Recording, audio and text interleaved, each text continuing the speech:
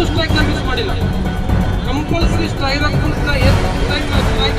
ಮುಂಚೆ ನಾವು ಹೊರಬಿಟ್ಟಿರೋದು. ಇದು ನಮಗೋಸ್ಕರ ಮಾಡ್ತಿರೋದು ಸ್ಟ್ರೈಕ್, ನಮ್ಮ ಫ್ಯಾಮಿಲಿಗೋಸ್ಕರ ಮಾಡ್ತಿರೋದು ಸ್ಟ್ರೈಕ್. ಯಾವುದೇ ಮೀಟಿಂಗ್ ನಾವು ಕೆಲಸ ಮಾಡ್ತೇವೆ. ನಮ್ಗೆ ಇನ್ನೂ ಜಾಸ್ತಿ ಸರ್ಕಾರದಿಂದ ಸೌಲಭ್ಯ ಬೇಕು ಅಂತ ಪ್ರತಿಭಟನೆ ಮಾಡ್ತೇವೆ. ಅದು ಬಂದು ಅದನ್ನು ಸ್ವೀಕಾರ ಮಾಡಿದ್ವಿ. ರಾಜ್ಯ ಸರ್ಕಾರಕ್ಕೆ ಕೊಡ್ತೀನಿ. ನಮ್ಮ ವತಿಯಿಂದ ನಾನು ಸಿದ್ದರಾಮಯ್ಯ ಸಾಹೇಬರು ಕೂಡ ಅವ್ರ ಪರವಾಗಿ ನಾನು ಮನವಿ ಮಾಡ್ತೀನಿ ಅಂತ ನಾನು ಹೇಳಕ್ಕೆ ಬಯಸ್ತೀನಿ. ಸರ್, ಈಗಾಗಲೇ ನಮ್ಮ ಪ್ರಮುಖ ಬೇಡಿಕೆಗಳೇನಿದಾವೆ ಅಂದ್ರೆ ತಮ್ಮ ಗಮನಕ್ಕೆ ಬರ್ತಾ ಇದ್ದೀನಿ ಸರ್. ನಾನು ಈಗಾಗಲೇ ನಾವು 26, 27, 28 ದಿನಾಂಕದಂದು ಬೆಂಗಳೂರಿನಲ್ಲಿ ಫ್ರೀಡಮ್ ಪಾರ್ಕ್ನಲ್ಲಿ ಸ್ಟ್ರೈಕ್ ಮಾಡಿದ್ದೇವೆ ಸರ್. ನಾವು ವಸತಿ ಶಾಲೆ ಸುಮಾರು 4,000 ಸಿಬ್ಬಂದಿ ನಮ್ಮ ವಸತಿ ಶಾಲೆ ಶಿಕ್ಷಕರು ಹಾಜರಿದ್ದರು ಸರ್ ಸ್ಟ್ರೈಕಲ್ಲಿ. ನಮ್ಮ ಪ್ರಮುಖ ಬೇಡಿಕೆಗೆ ಏನಂದ್ರೆ ನಮ್ಮದೆಲ್ಲ ನಿರ್ದೇಶನಾಲಯ ಆಗಬೇಕು ಸರ್, ಡೈರೆಕ್ಟ್ರೇಟ್ ಆಗಬೇಕು. ಯಾಕಂದ್ರೆ ನಾವು ಸುಮಾರು 13 ವರ್ಷದಿಂದ ಕಾಯಂ ಸಿಬ್ಬಂದಿಯಾಗಿ ಸೇವೆ ಸಲ್ಲಿಸ್ತಾ ಇದ್ದೇವೆ ಸರ್. 24x7 ಕೆಲಸ ಮಾಡ್ತಾ ಇದ್ದೀವಿ ಸರ್. ಮತ್ತು ರಾಜ್ಯದಲ್ಲಿ ಸತತವಾಗಿ ಎಲ್ಲಕ್ಕಿಂತ ಒಳ್ಳೆಯ ರಿಸಲ್ಟ್, ಟಾಪ್ ಮೋಸ್ಟ್ ರಿಸಲ್ಟ್ ಕೊಡ್ತಿರೋದು ನಮ್ಮ ವಸತಿ ಶಾಲೆಗಳು ಸರ್. ತಮಗೂ ಕೂಡ ಗೊತ್ತಿರ್ಬೋದು. ಮತ್ತು ನಾವು ಅಲ್ಲೇ ಇದ್ಕೊಂಡು ಮಕ್ಕಳ 24x7 ಕೆಲಸ ಮಾಡಿ ಅವರ ಒಂದು ಅಭ್ಯಾಸಕ್ಕೋಸ್ಕರ ನಾವು ಹಗಲಿರೋ ದುಡಿತಾ ಇದ್ದೇವೆ ಸರ್.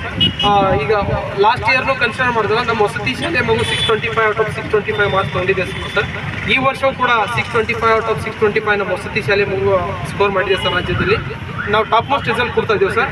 ನಮ್ಮ ಪ್ರಮುಖ ಬೇಡಿಕೆ ಅಂದರೆ ನಮ್ಮ ವಸತಿ ಶಾಲೆಗಳು ನಿರ್ದೇಶನಾಲಯ ಒಳಪಡಿಸ್ಬೇಕು ಸರ್. ಮತ್ತೊಂದು 10% ಎಕ್ಸ್ಟ್ರಾ ಅಲೌನ್ಸ್ ಕೊಡ್ಬೇಕು ಸರ್ ನಮ್ಗೆ. ಯಾಕಂದ್ರೆ ಅಲ್ಲೇ ಇದು ಕೆಲಸ ಮಾಡ್ತಿದ್ದೆವು.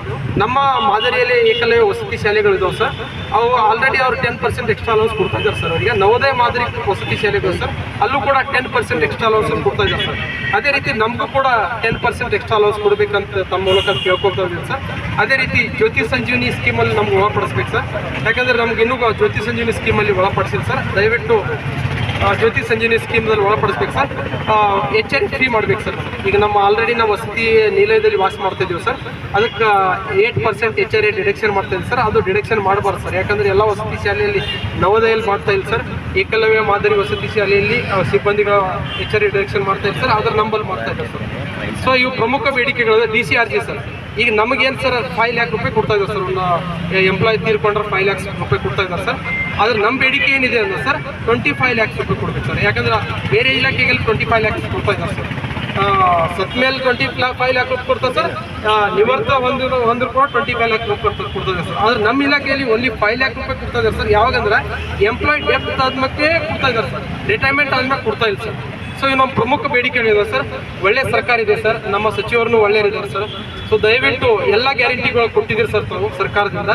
ನಮಗೂ ಕೂಡ ಒಂದು ಶಿಕ್ಷಕರಿಗೆ ಒಂದು ಡೈರೆಕ್ಟರೇಟ್ ಗ್ಯಾರಂಟಿ ಕೊಡಬೇಕಂತ ತಮ್ಮ ಮೂಲಕ ಕೇಳ್ಕೊಳ್ತೀನಿ ಸರ್. ಯಾಕಂದ್ರೆ ಒಳ್ಳೆ ನಮ್ಮ ಸಾಹೇಬರು ಕೂಡ ಒಳ್ಳೆ ಓಕೆ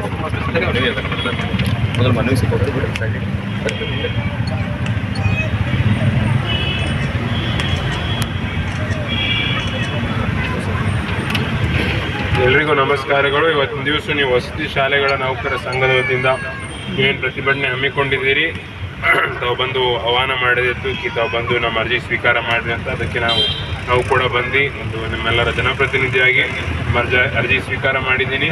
ನಿಮ್ಗೇನು ರಾಜ್ಯ ಸರ್ಕಾರದ ವತಿಯಿಂದ ಮುಖ್ಯಮಂತ್ರಿ ಸಾಹೇಬರಿಗೆ ಏನು ಮನವಿ ಮಾಡಬೇಕು ನಾನು ಕೂಡ ಮನವಿ ಮಾಡ್ತೀನಿ. ತಾವು ಈಗಾಗಲೇ ಹೇಳಿದ್ದೀರಿ ನಮ್ಗೆ ಡೈರೆಕ್ಟ್ ರೇಟ್ ಬೇಕು. ಅದ್ರ ಜೊತೆ ಏನು ನವೋದಯ ಮತ್ತು ಏಕಲವ್ಯ ಸ್ಕೂಲಲ್ಲಿ ಬೇರೆ ಬೇರೆ ಸೌಲಭ್ಯಗಳಿದ್ದಾವೆ, ನಮಗೂ ಕೂಡ ಕೊಡಿ ಅಂತ ನೀವು ಬೇಡಿಕೆಗಳು ಕೇಳೋದು ಕೂಡ ಅದು 100% ನಿಜ. ಅದರಲ್ಲಿ ನಾನು ಕೂಡ